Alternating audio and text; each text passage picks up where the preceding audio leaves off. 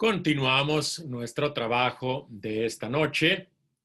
Antes de abordar el tema, vamos a responder al cuestionario que ustedes trabajaron en equipo. Cuestionario número 2, hay que anotar verdadero o falso. Primera afirmación: Dios promete a los patriarcas una tierra y una descendencia. Esto es verdad.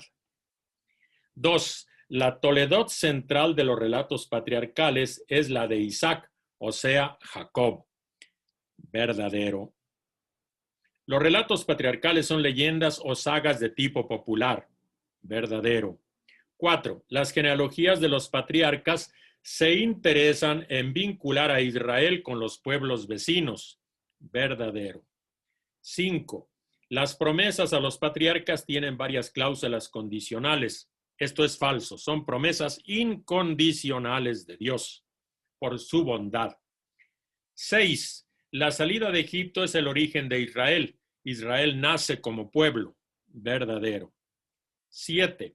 El éxodo es el núcleo de la fe israelita en el Dios liberador. Verdadero. 8. Israel espiritualizó el éxodo para excluir sus elementos sociopolíticos. Esto es falso. Israel nunca espiritualizó el éxodo. Es una realidad histórica, sociopolítica y también teológica. 9. A partir del éxodo, quien resiste contra los tiranos obedece e imita a Dios. Esto es verdad. 10. La marcha por el desierto fue una escuela. Los esclavos aprendieron a ser libres. Esto es verdad. Una vez que respondemos a este cuestionario, vamos a comenzar a abordar nuestro tema.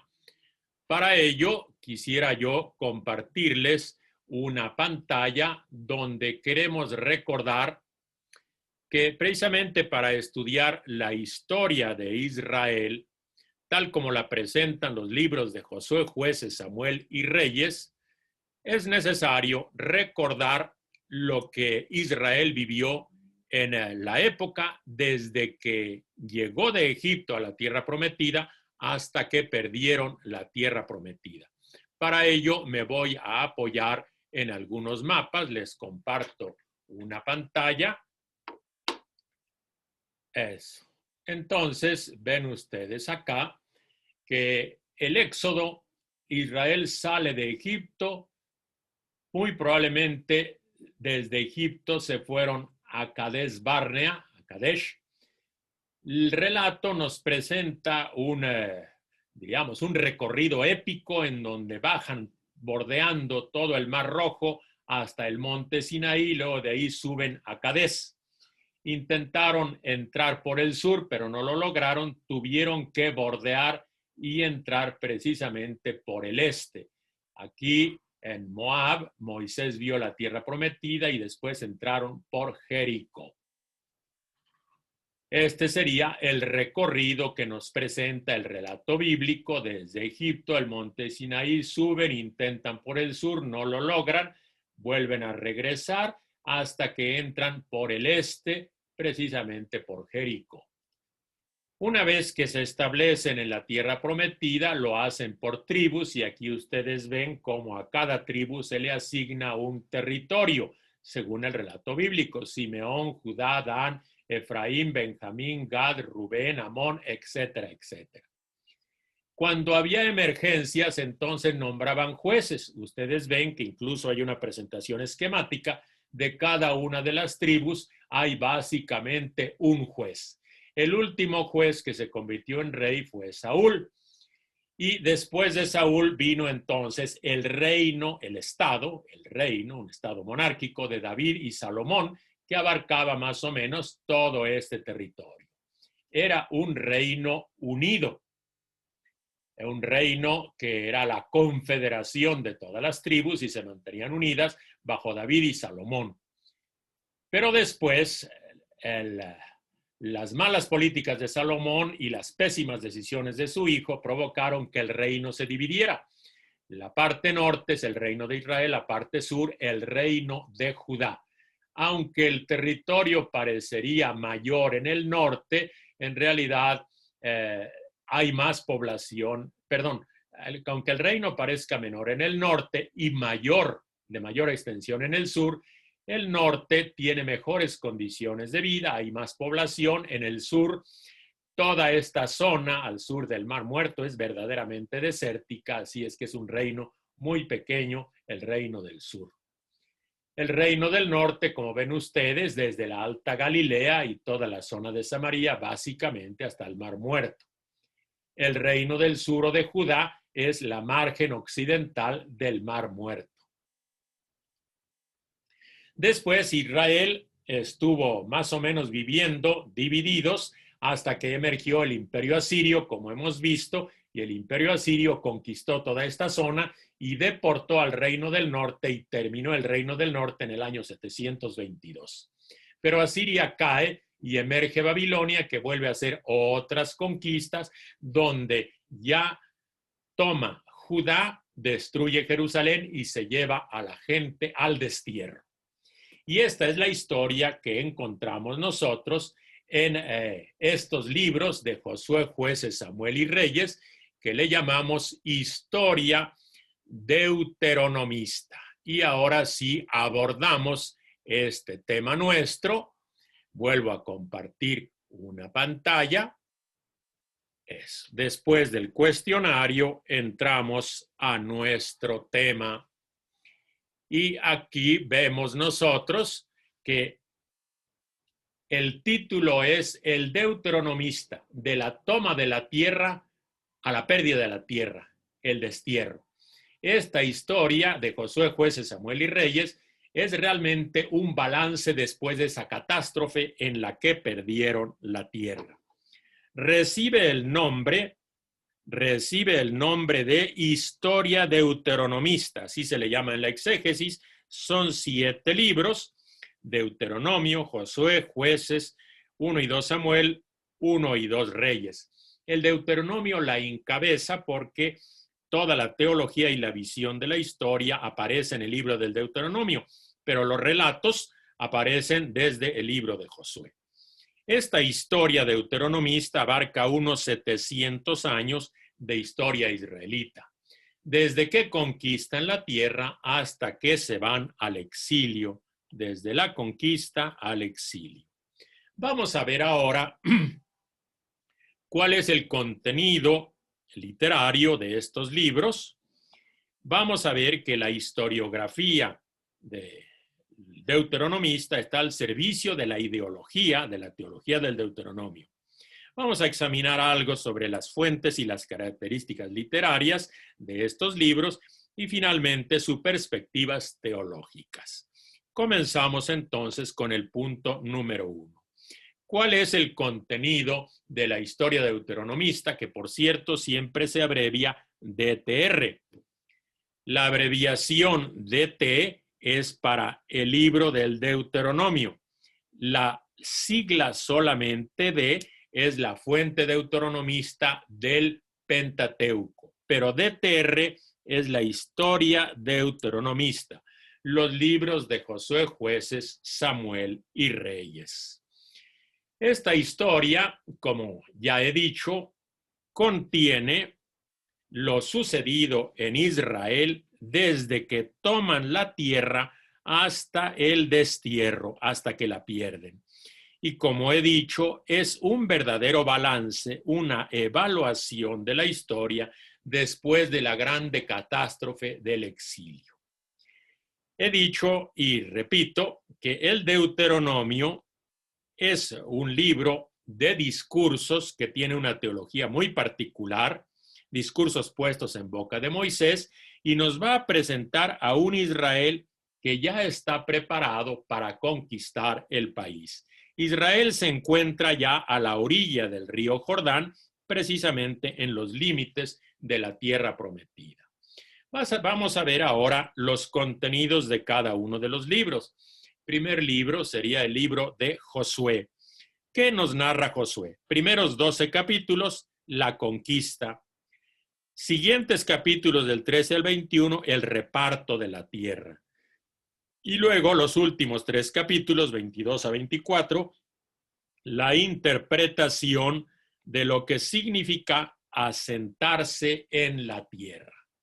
Y entonces vemos también que al final termina con el regreso de las tribus que se habían asentado en Transjordania y unos discursos que hace Josué, es el caudillo que se despide. Y con esto vamos a la época de los jueces, libro de los jueces. ¿Cómo comienza este libro? Pues recordando las tradiciones de la conquista. Luego hace una interpretación teológica de la historia, cómo es que el pueblo, esclavo en Egipto, caminando por el desierto, logró ocupar y asentarse en la tierra. A partir del capítulo 3, nos va narrando la historia de 12 jueces, uno de cada tribu. Como ves, es una historia muy esquemática que nos quiere mostrar que todas las tribus colaboraron al proyecto de mantenerse unidos, cada una aportó un juez, los 12 jueces mayores. Y finalmente, del 17 al 21, nos cuenta algunos episodios de cómo se vivía, cuál era la historia cuando no había reyes, cuando en realidad el verdadero rey era todavía Yahvé. El libro de los jueces se coloca en los siglos 12 y 11 antes de Cristo, del año 1200 más o menos al año 1000. La narración utiliza un esquema fijo, va exponiendo cada uno de los grandes jueces según un esquema fijo. ¿Cuál es ese esquema? Hay un problema para las tribus se organizan, escogen un juez, el juez lucha y vence a los enemigos y luego regresa a su vida privada y sigue cada tribu haciendo lo que le parece bien. Ese es el libro de los jueces. Vamos ahora al libro de Samuel, a los 2 libros de Samuel. En los primeros 7 capítulos nos cuenta la historia del profeta Samuel. Después, en los siguientes capítulos, del 8 al 15, la relación entre Samuel y Saúl, que finalmente Samuel terminará ungiéndolo como rey. Luego viene unos capítulos bastante conflictivos en donde se da la transición desde Saúl hasta David. En medio de un numeroso celos de Saúl contra David, David tiene que escapar. Finalmente Saúl pierde en una batalla y se suicida. Viene entonces ya propiamente en los capítulos 2 al 8, cuando David es ungido rey.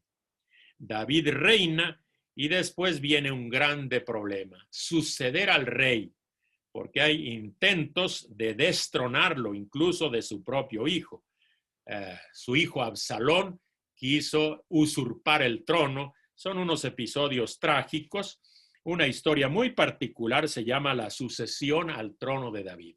Y luego del 21 al 24 hay unos apéndices, recordando pues que este libro termina con la rebelión de Absalón, el hijo de David que quiso usurpar el trono. Y estos sucesos de David, eso se colocan en la historia más o menos alrededor del año 1000 y hasta el 970, poco después del año 1000. Y así terminan los libros de Samuel. Y con eso nos introducimos a los 2 últimos libros de la historia deuteronomista, que son precisamente los libros de los reyes, 1 y 2 reyes. ¿Qué tratan estos 2 libros? Primeros 11 capítulos, el reino de Salomón. De los capítulos 12 a 14, la separación o división del reino del norte. Se separa del reino del sur y así tenemos un reino dividido. De los capítulos 15 a 22 nos va presentando sucesivamente los reyes de Israel en el norte y de Judá en el sur. Y así pasa con los primeros 16 capítulos de el segundo libro de los reyes, del 1 al 16 del segundo libro, Son alternativamente reyes del norte y reyes del sur, reyes de Israel y reyes de Judá. En el capítulo 17, algo trágico. Destrucción del reino de Israel. Los asirios destruyeron al reino del norte ocupando Samaria y llevándose al destierro a gran parte de su población, repoblando incluso los territorios con gente de otros pueblos. Y luego del 18 al 25, una historia muy reducida del reino de Judá, donde se suceden los hijos de David. La dinastía davídica domina en el reino de Judá. Y esto termina finalmente con la destrucción de Jerusalén en el año 587 antes de Cristo. Estos libros se cuentan con un esquema fijo, donde van presentando a cada uno de los reyes del norte y del sur según un esquema, y lo que destaca de forma muy particular en los libros de los reyes es el ciclo de los profetas Elías y Eliseo. Un ciclo muy particular que va desde 1 Reyes 17 a 2 Reyes 18.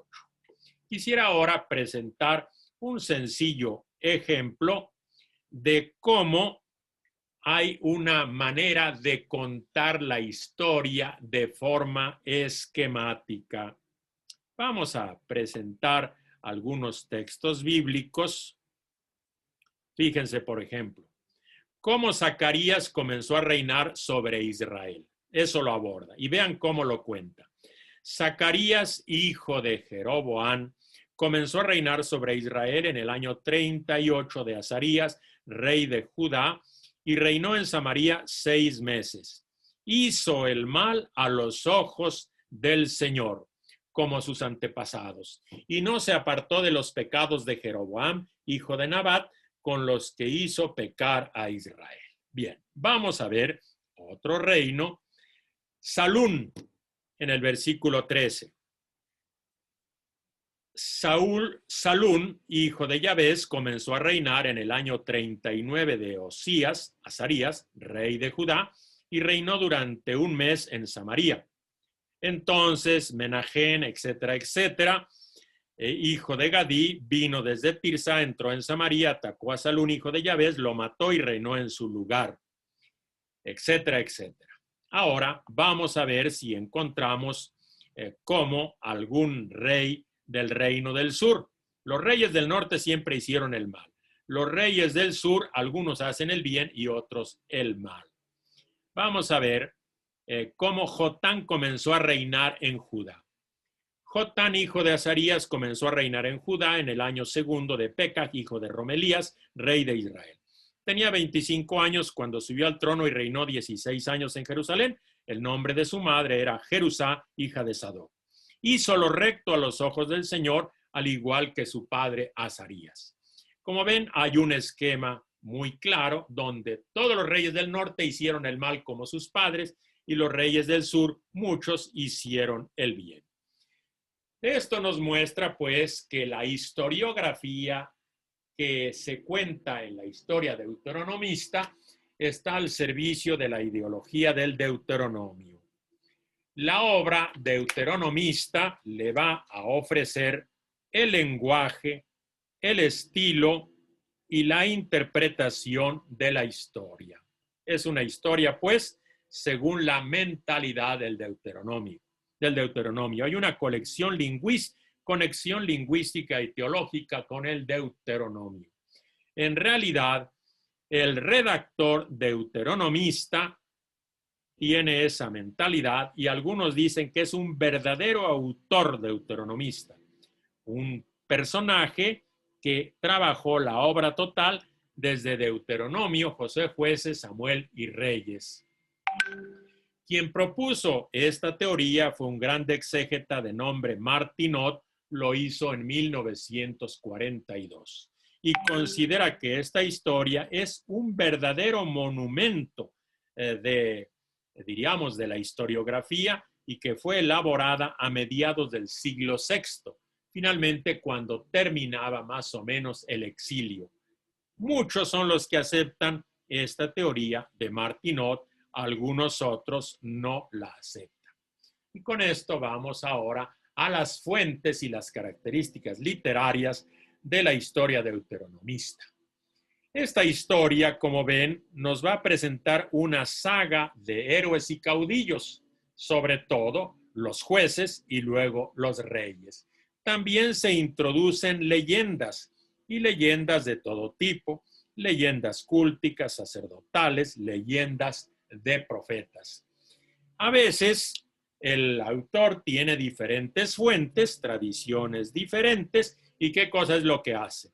Presenta las dos, aunque aparentemente o realmente se contraponen. Simplemente las pone una junto a la otra, la yuxtapone. Su interés principal no es coleccionar hechos, sino sobre todo interpretar esa historia desde la perspectiva de la teología del Deuteronomio. Para ello, este buen historiador, buen narrador, se va a servir de varios tipos de literatura o géneros literarios. ¿Qué tipos encontramos?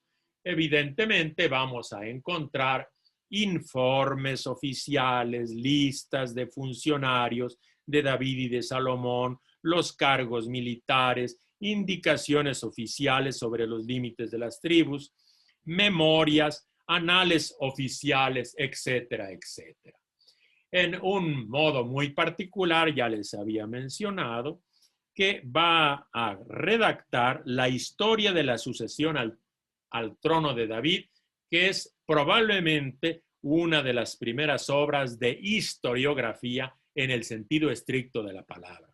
Documentar hechos históricos. Aunque hay algunas anécdotas sobre el personaje importante, realmente documenta cómo Salomón llegó a reinar en lugar de su padre David, y esto está desde el segundo libro de Samuel, los capítulos 7 y 20, hasta los primeros 2 capítulos del libro de los Reyes.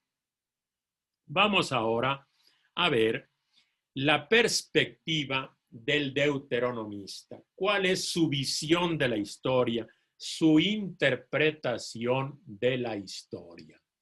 Entonces, el deuteronomista, este historiador, va a utilizar un sistema cronológico unitario. Eso es muy importante. No son anécdotas inconexas, sino hay una sucesión en el tiempo de los distintos acontecimientos, desde la época de los jueces a la época de los reyes. Y esto le va a dar mucha coherencia a su material.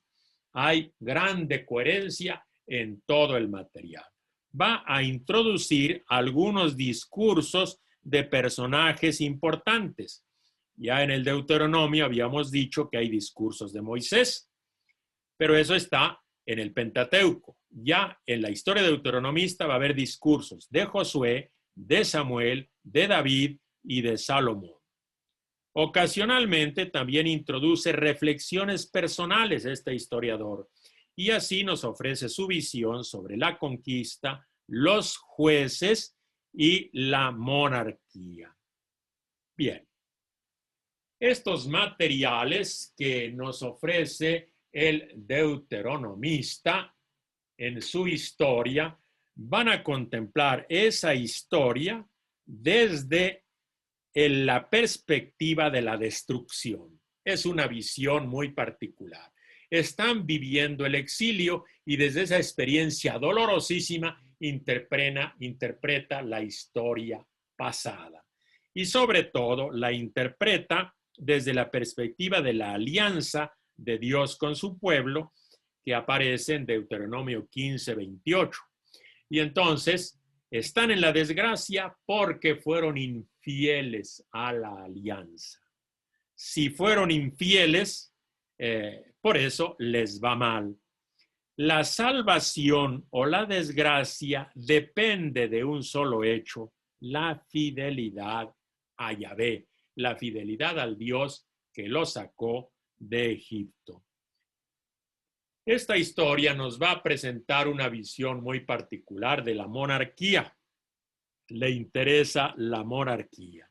Y nos va a decir, vamos a ver, que tuvo magníficos comienzos, sobre todo con David. Pero la monarquía comenzó a decaer a mediados del reinado de Salomón.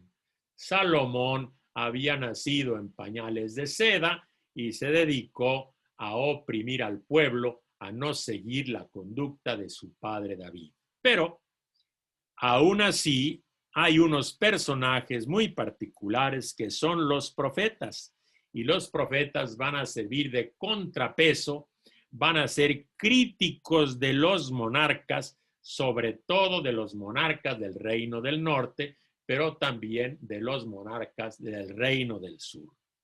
A pesar de esas severas críticas de los profetas y de las infidelidades del pueblo, sin embargo, Dios va a ser fiel a la alianza.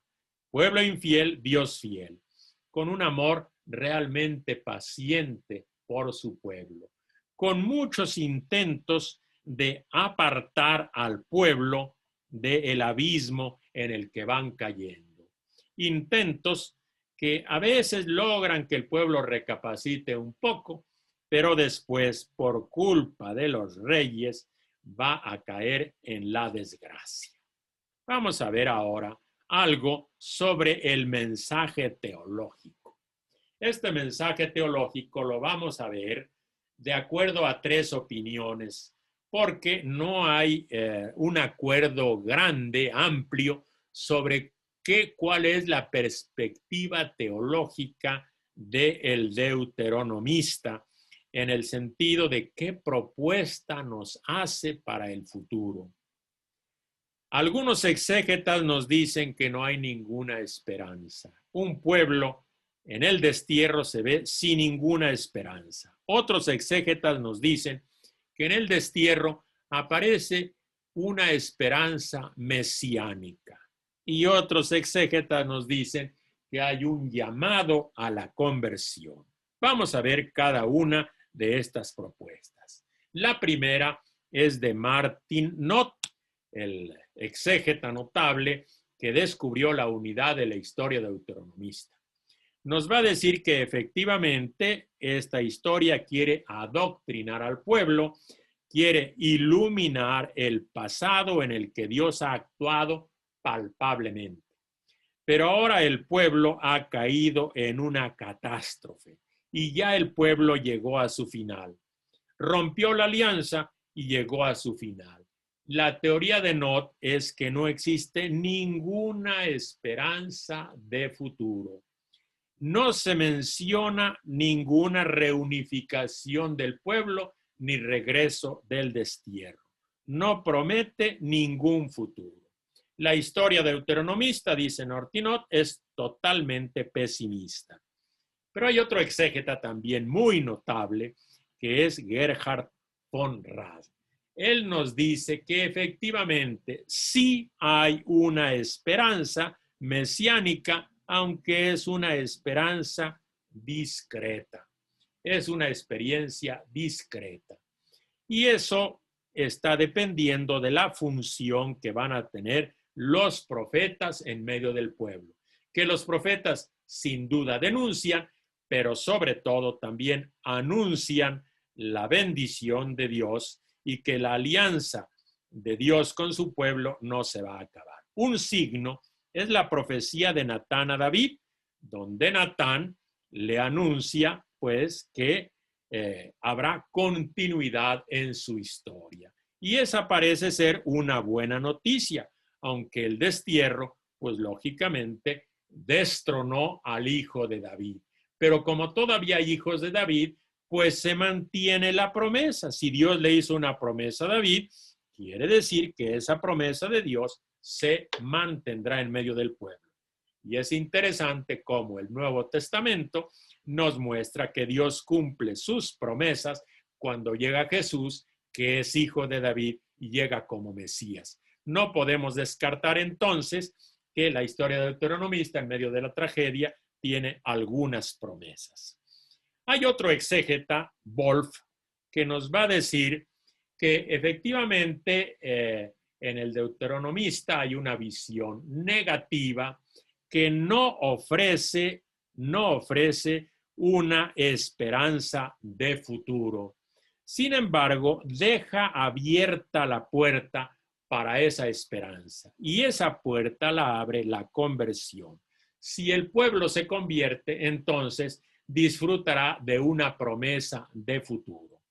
La historia deuteronomista es un continuo llamado a la penitencia, continuo llamado a la fidelidad a la alianza.